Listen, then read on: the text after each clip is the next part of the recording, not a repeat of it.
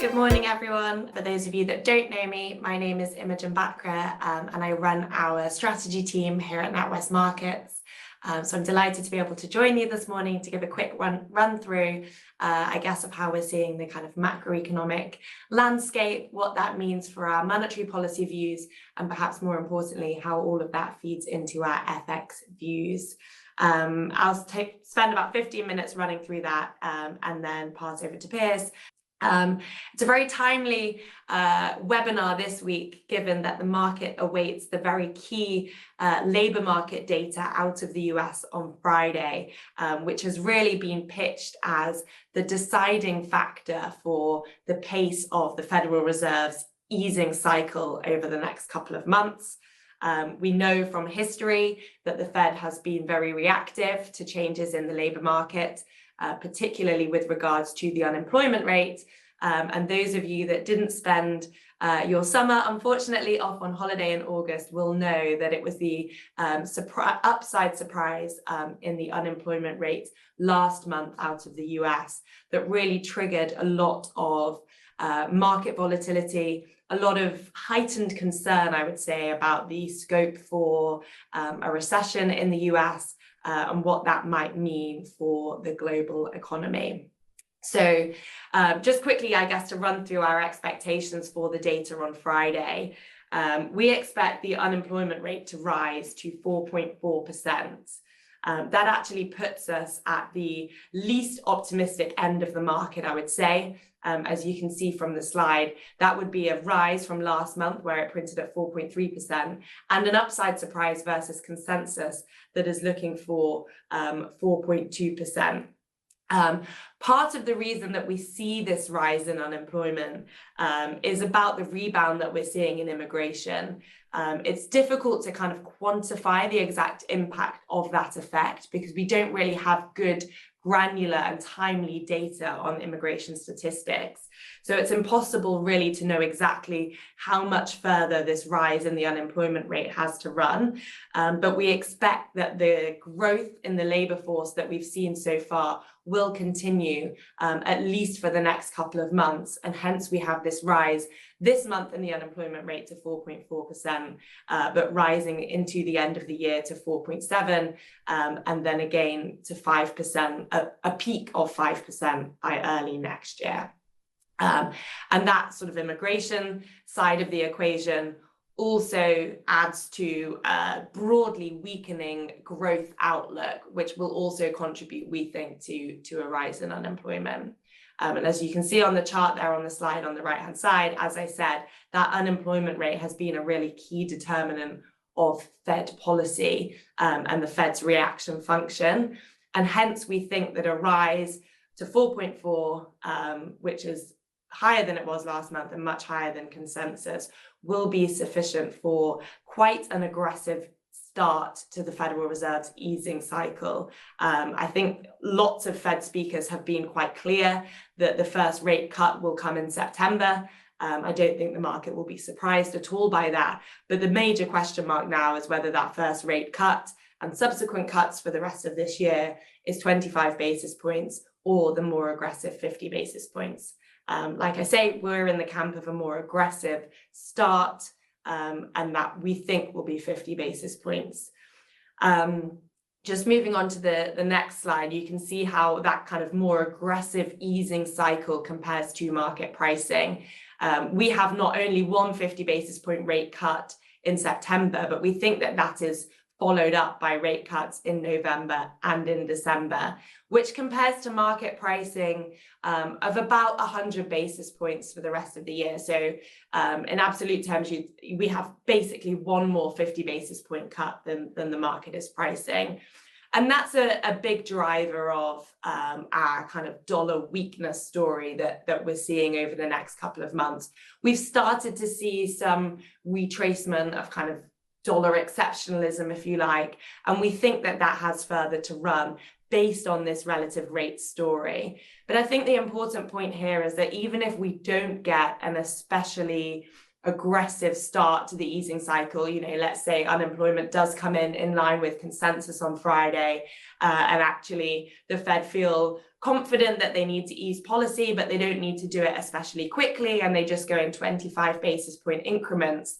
I think that in any case, there will still be a divergence of relative rates or monetary policy outlooks over the next couple of months when we think about the Fed's reaction function versus the Bank of England or the ECB, for example, who I will come on to.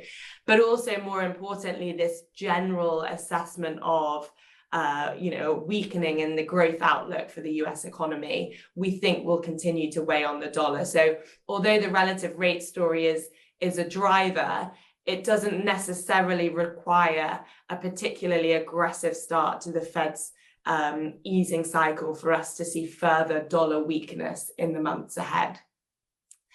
One of the key risks, I think, and actually something that it feels to me like the market is underpricing at the moment, or certainly doesn't feel focused on, because it feels like the market is very much focused on the monetary policy cycle and, whether or not the US economy is heading into a recession. One of the key risks over the next couple of months is the US election and what the outcome of that might deliver for, our view on the dollar for the next, well, not just the next couple of months, but really the next few years. You may or may not, I'm just looking at the slide now, it looks like that table is actually a little bit small to read off, but the key takeaways I would say from that table is that it's our base case, but very marginal base case, that we get a Harris victory. So we put a probability of a Harris presidency at 55% versus a Trump presidency at 45%.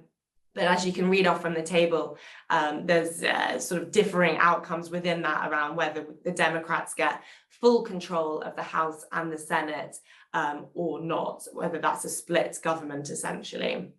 The key takeaway from a dollar perspective is probably that adds to reasons to see more weakness from the dollar front. It's not necessarily about anything that we see from a policy perspective from Harris specifically, if she were to be president, but it's more just that the market's perception of a Trump presidency, given his, fiscal stimulus policies that he would like to enact, given his views on protectionism and the potential for significantly higher tariffs and what that might mean for the inflation outlook and therefore the Federal Reserve view.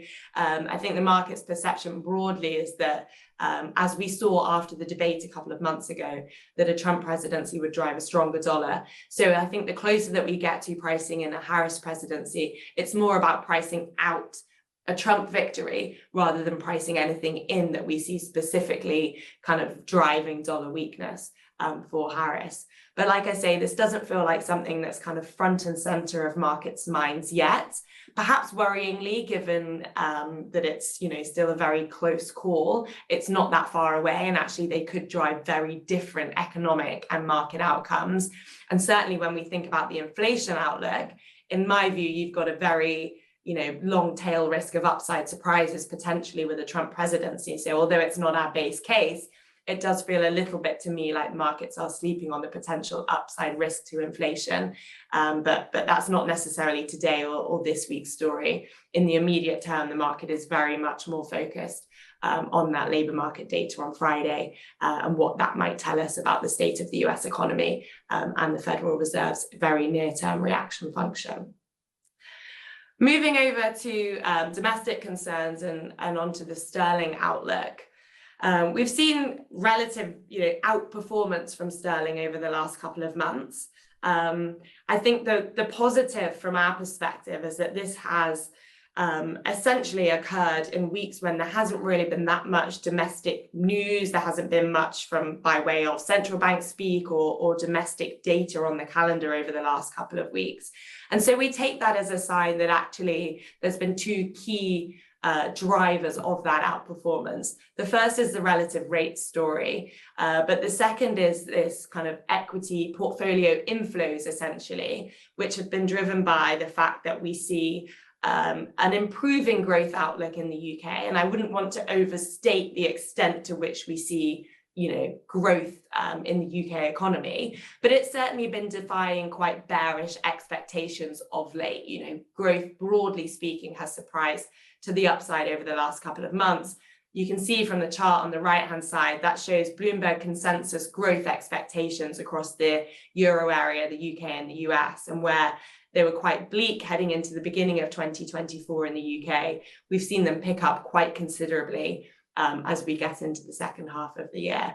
And there's also a general perception, I think, of political stability. We've had quite a volatile political backdrop over the last couple of years in the UK, probably you would argue beginning with Brexit in 2016. But regardless of your political bias, I think this Labour government having a very sizable majority gives a sort of stability dividend to sterling, which we think it is benefiting from, but we think probably still has further to run. I'm not sure that these kind of equity inflows, these portfolio inflows, are necessarily all a sort of day one story. People's reaction functions don't change that quickly, and we think there are further inflows to come. The other side of that coin, like I said, is the relative rate story, where we see a very aggressive start to the Fed's easing cycle in September. We see quite the opposite from the Bank of England. We are at the more hawkish end of expectations for the market, with just one additional rate cut this year from the BOE, a 25 basis point rate cut, we think, in November, driven largely by the fact that there's still sort of stickiness and in the underlying inflationary pressures, and we're not seeing the same sort of evidence on the labour market side that it's loosening as quickly as we're seeing in the US, and it's loosening as quickly as the Bank of England would like to see. So a relative rate story, we think, over the next couple of months. Again, just to highlight the risk, I think, for sterling, that markets are probably underpricing at the moment. It comes down to the fiscal policy side and the way that we see the potential for quite significantly increased borrowing needs over the next couple of months, as this government has committed already to high public sector wage rises, above inflation public sector wage rises. We know that they've inherited a big fiscal black hole, as they call it. And in the very near term, it's going to be very difficult for them to fill that black hole with tax rises alone. So we think the market is actually underestimating the extent of borrowing needs that are going to rise over the next couple of months that we will learn about in the budget in October. That's just on the next slide. The chart just illustrates that potential rise in borrowing. And I think that's a risk for sterling to the extent that in the first instance, it supports this relative rate story. These public sector wage rises add upside inflationary risks. They add to this idea that the Bank of England's reaction function in the near term might be more hawkish than the Fed and then the ECB. But then you get into worrying territory, and that's not at all my base case, but I do think we will start to see concerns about just how much this upside surprise in borrowing might rock the bond market, and what consequences that might have for the currency. We all remember the autumn of 2022 quite well. So I'm not at all suggesting that we're going to get a repeat of that or that it's our base case. But I do just think that the kind of increase in borrowing needs is an underpriced risk in the bond market at the moment, and we could be in for a little bit of a nasty surprise over the coming weeks and months as the market focuses more clearly on those borrowing risks on the fiscal side. And then finally, just to cover off the euro area outlook, this is very much for us about a relative rates play as well. On our sort of fair value models, certainly versus the dollar, euros look quite fairly valued. We include in those models short end rate spreads, EGB spreads as well to capture some kind of political risk, and relative curve slopes. And what we've seen is euro dollar really catch up to what our model would imply would be fair value, which means that we think further gains in euro dollar will be driven by relative rates, and that probably requires a repricing of the Fed's reaction function closer to our base case than what the markets currently have. Finally, just to wrap up, the one point that I would make on on the euro, particularly versus sterling, not to overstate the political risk or the the news this week out of Germany with the regional elections, where the far-right AfD performed very well versus the incumbent government. But I do think it serves to highlight that political risk hasn't gone away in the euro area. There's still lots to be decided on in France, for example. The European Parliament elections showed this real kind of divisive voter base, I suppose. And again, when we think about euro versus sterling, I think that highlights the degree to which sterling may well benefit and outperform off the back of this kind of political stability dividend.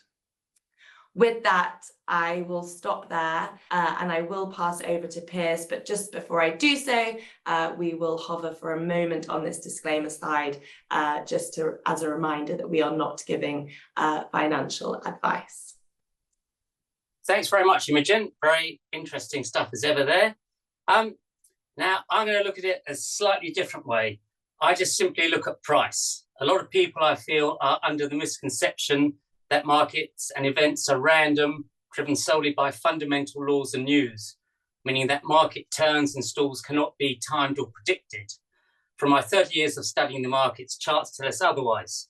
Charts were around before modern day economics, just not as widely publicized. Markets are driven by mathematical order and history, as usually it's the same sort of patterns, retracements and cycles that happen time after time. Hopefully the following presentation will help you see this. So we're going to start with slide 1, which is the dollar index. I'll start with the dollar index as that drives all the FX markets. And here we have the long-term quarterly chart showing price action since 1984. I have highlighted the 38.2 retracement in green. If you've been on these webinars before, you'll have heard me explain the importance of the 38.2 and 61.8% Fibonacci retracement areas on most financial markets. And here we can see that since 2022, price has been capped by that 38.2% retracement. And as I've said before, only above that 38.2% retracement has the dollar got a long-term positive feel back. We have seen price capped again this quarter by that 38.2. It was in fact the very high this quarter of the dollar strength, and then the sellers came in, pushed it back down, and now price is heading down to find where support is located. Last month, I mentioned support was around the 100 area on the quarterly chart. And last month, we saw price bounce off the 100.5 area. So that support worked well. And now I'd move it slightly lower and say it's the 99 to 100 area as a long-term support on the quarterly chart. On the next slide, I move into the monthly dollar index. This is the monthly. Next month, I'll cover the quarterly charts in much more detail, giving the longer-term outlook. On this slide, this shows that after breaking the uptrend in 2023, price fell a bit, then it rallied back up. And the important thing was in April this year, it touched the trend line and sold off. So the sellers took control of the market, it capped dollar strength and pushed it back down. And now the sellers, as you can see on that, are pushing it down away from the trend line. So another instance that shows why and where the market turned and how the sellers are in control of the dollar at the moment on the dollar index. But how can we see where support could be and where resistance could be now? Let's add some of those tools that are saying. So on slide 3, I've added on some extensions. So here is the dollar index monthly chart. We take the initial move down in 2022. We look at the rally of that, then you push down what's called extensions, Fibonacci extensions. And what can we see? We can see that 38.2% extension has held the dollar since 2023. Every move down by the sellers, that's where the buyers have bought. So we know where the support is. It's 100.68. That's the 38.2%.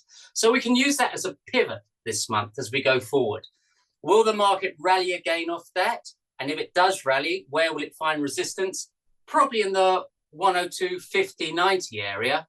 And then to get a stronger rally off there, it needs to really take out the 104.5 area. And then you might think about, is it going to try and go for that 106 area? But at this stage, I say use it as a pivot because we're right on that level now. If it breaks below that sort of 38.2%, then the next target downside is 97.90, 99.90. That is the support zone. So you'll see those retracements. They'll be clearer on the pack we send out. But those are my thoughts on the dollar. Use 100.68 as a pivot this month. While we're below there, it would start to indicate that further dollar weakness to come. While it can hold there, the dollar might find some strength in the FX markets. So now we'll go to an actual currency pair. Now we've seen what the dollar index is doing. So we're going to look at euro dollar. And this is the quarterly chart. And this slide is only to show you where the retracements come in on the next slide. So it starts from the high of 2008, when we're up in the 160s, down to the low of 2022. So if we go to the next slide, this is that same chart, but I've just zoomed into the current price action of the last few years. Now, I highlighted last month that resistance was in the 110.70, 90 area from the initial 23.6% retracement and the 20-period moving average, with the support at the 38.2% area of 106.12. And these are simple mathematical retracements, which we can see have controlled and held euro dollar for nearly 2 years now. Now, what the market is doing is it's testing again up at the top side. So it's now testing the 110.72 and 20 period moving average. Now, that's going to be important because this is the end of the quarter this month. So if you want to see this break, I'd like to see a clear move and hold above 111. If that happens, then you're going to see a bit more dollar weakness, euro strength pushing the market up. But we have to wait and see how that plays out during the month. But keep an eye on that area through the month as resistance and see how the market's trading around that. Where is support this month? I'd look for initial support around the 109.75, 110 area, with stronger support in the 108.25, 75 area. And it's only below that 108.25, 75 that would suggest the market is again failing at that resistance, and we're going to go back into that range. But while the support holds, the pressure is still on that 110.70, 111 area. And if you did break above that, that could open up potentially the 112.70 area. So it's a very important month as the market comes back from sort of summer breaks to watch here. So the next chart we're going to look at is sterling. This is the sterling index. It's another fine example of how mathematical markets are. So we have watched the 38.2% area work so well since 2016, 2017. It kept the value of sterling for 5 years, and it kept us from getting dragged into any of those false hopes of and the sort of hype the sterling was going to rally. It didn't. You needed to break the 38.2%. When did we got that? We got that in 2023, and I highlighted then to watch out for the 50% and 61.8%. We went to the 50%, came back to the 38.2% to check that as a good area of support. Then it rallied up to the 61.8% retracement and stalled there as I warned. So very mathematically traded sterling. And the quarter ends this month. So it'll be interesting to see because we're between the 50% and 61.8%. So we need to watch how that closes this quarter, because if it closes up near the top side, that 61.8%, maybe we're going to see a bit further strength. But remember, 61.8% is a strong resistance. So maybe it's going to struggle. And if it comes down to close near the 50%, maybe then a bit of pressure on sterling. But let's look at the monthly chart on the next one, just to sort of see if we can get any clues ahead of that. So on the monthly chart, we can see the resistance is still that 69 area. And last month, I said that with the fall off that 69 area, price is simply testing back to find where the support was located. And I said it'd probably be around the 65, 80, 90 area from the 20 period moving average. And price did find support last month just ahead of that 65, 80, 90 area to rally back higher. However, the spike left on the candle, and it's not very clear on this chart when you look on a little screen, but when you get the slides sent out, hopefully you'll see it a bit clearer. It looks a bit like a hanging man candle, which suggests you might be coming towards the end of a move. You know, the market shot down and then rallied back up. Why did it get spooked so easy? It shows that people are quick to sell. And if people are quick to sell, they're nervous. And so that just put a bit of warning on it. So to get more confident on sterling from here, you need to see price holding above that 61.8% in the 69 area, then sterling will strengthen against all the currencies. But if it comes back down and it starts to take out the 66, 67 area of support, then maybe we are starting to see a bit of a shift and people fearing more sterling could start to move lower. Let's go next to euro sterling. So this is euro sterling. This is the long-term chart. It's another great example of how mathematically traded markets are. So since 2017, price has simply traded the Fibonacci retracements amidst so much political, central bank and economic news that's gone on since then. I've put them in black circles, but you can see the 38.2% has held every move lower since 2017. Every time it's come down there, the market's bought it. It's where the long-term buyers buy. Oh, this is 38.2. It means they aren't ready to sell euro sterling. If you break below that 38.2%, then there's a big change going to sort of happen. But we will cover that on the quarterly chart next month. We can see for the last couple of quarters, we've held that 84. And so one of the things I did highlight a few months ago was we broke the trend line. And that's what's led to this attack on the 84. So it's a bit different. This move below an attack on 84 is a bit different because you've broken a long-term trend line. So where do we need to get back above to take away the pressure on that 84? You need to get above the 20-period moving average, which is at 86.65. And that also comes in round where the trend line is. So keep an eye on that. For sterling euro, if you're interested in sterling euro, it was resistance in the 119 figure 20 area. It's been on my daily, weekly, monthly charts that I send out each day. Big area to watch.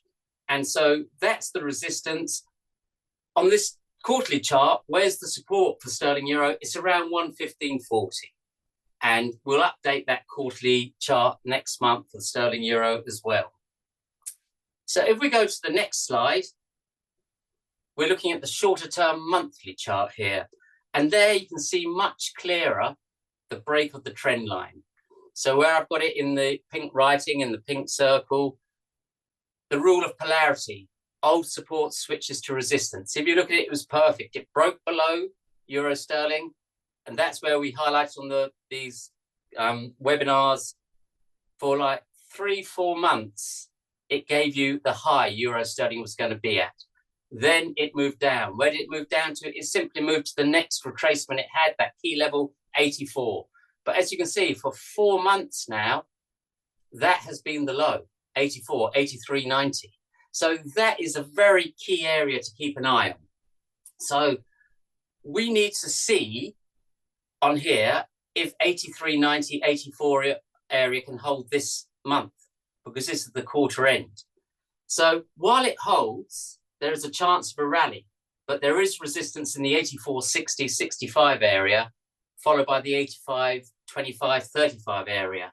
And only back above 86 has this started to take the pressure off that 84 area and taken the risk of lower levels away for the time being on the monthly chart.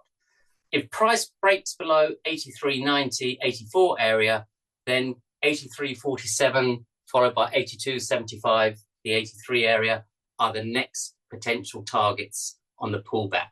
So for sterling euro, while 119 figure 20 area holds as resistance, there's a chance of a pullback lower. However, there could be strong support in the 118, 10, 20 area, followed by 117, 15, 30, and only back below 116 has this started to take the pressure off that 119 figure 20 area. And that's because of that trend line. If price breaks above 119 figure 20, then probably the 119.75, 80 area opens, followed by 120.50, 85 on the monthly chart. And on the next slide, I'm just going to look at sterling euro, because I know a lot of clients on here like to look at it sterling euro. There's one level I like on here. Now, you'll see that sterling euro isn't the actual traded currency, so the retracements on sterling euro for some reason don't work quite as well. So we haven't actually touched the 38.2% retracement here. But what you can see is that even on sterling euro, if you look at the 38.2 retracement on here, it's 121.47. And we can see that in 2019, it went up there twice and failed. And we can see in 2022 and 2021, it touched there and failed. So that will be a key area. If sterling euro does get to 121.45.50, it's an area just to keep an eye on. It could be a resistance area, sterling euro. So the final currency pair I'm going to look at is sterling dollar. So I'm going to start with the sterling dollar quarterly chart. This chart is simply to show where the levels on the next slide come from. It comes from the retracements, the high in 2007, which was around the 211 area, and it goes down to the lows of 2022. So if we go to the next slide, we're going to zoom into the last bit of that chart. This is the very last bit of that chart we went down. You can see the blue line going across in the middle, which is basically 129, is the first retracement, the 23.6% retracement. The pink line going across is the 20-period moving average from the Bollinger Bands.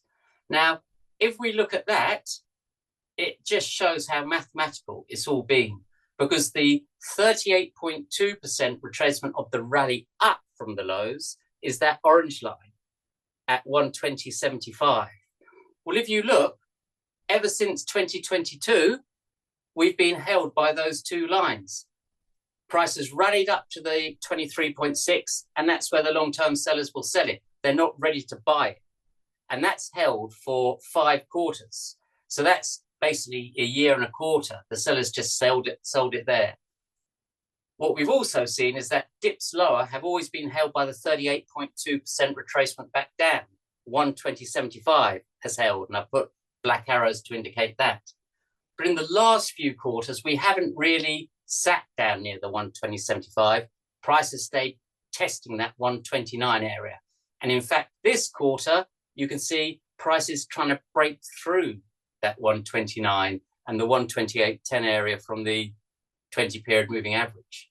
Now, what we need to see is, where does price close this quarter? Can it hold up this quarter, this month, to close the quarter above that area? Because if you get above that area, that's quite significant. So we need to sort of keep an eye on that as we go into the quarter end. Now, I will cover that next month, because next month is the quarterly charts we'll do after the quarter end. So very keen to see where price is in relation to 129 when the quarter ends. So if we go to the next slide now, this is my last slide. It's monthly sterling dollar. And on here, we can see that price has continued its rally. So if we look at this as a monthly chart going from 2022 through 23, through 24, the other month, I highlighted that we broke through the downtrend line, that black line, dashed line going through. We broke through that. Now, why was that significant? Because we also know that in 2023, we had the rally up and the pullback, but look where it held. It held the 38.2%. That's why I'm saying you need to know these levels, otherwise you'll get run over, because it held there and it's rallied off there. So it's pushing, and then it spent months walking down the trend line. No pullback towards the 38.2. Finally, it broke through. Now, it's being held by that 76.4, which is 133.28. So to progress, it really needs to get above 33.28. But what's important here is it's starting to break through the Ichimoku cloud. But we haven't got confirmation of that until that black line, where I've got it marked, the lagging line, until that gets above the cloud as well. That would turn sterling dollar quite positive. So you haven't got that confirmation that it's time to go ultra positive on sterling dollar. At the moment, this could just be a move up towards that 133.28 and then come back down. We also need to see how the quarterly chart closes out. But where would I say at the moment? Well, we know resistance at the moment is in the 133.25 or 133.28 on that chart, 134.50 area. That should be resistance at the moment. Also, one level to keep an eye on at the end of this month is 131.05, because if you get a monthly close above 131.05, that would give me a bit more confidence on the sterling dollar. Where's support going to be? Support is initially the 130.50 area, with stronger support in the 129 figure 15 area. And you really want a monthly close below at least the sort of 129 area to sort of protect the long-term resistance on the quarterly chart and ease the risk of that breaking higher. But the next slide is my disclaimer. So we'll just leave that for a few minutes while I say, you know, we've gone through this quite quick. If it's too quick and you've got any questions or you want to go through anything in a bit more detail, please contact your salesperson. I'm always available to come onto a call with you, go through these charts again, or any other currency pairs that you have. I do send out my daily and weekly, but hopefully that's given you time to read the disclaimer. As Piers said, please reach out either to us directly or through your sales contact, and we'd be happy to go through anything in more detail. But otherwise, thank you very much for joining us. We will be back again next month, as usual, with the October version of this webinar. Thank you.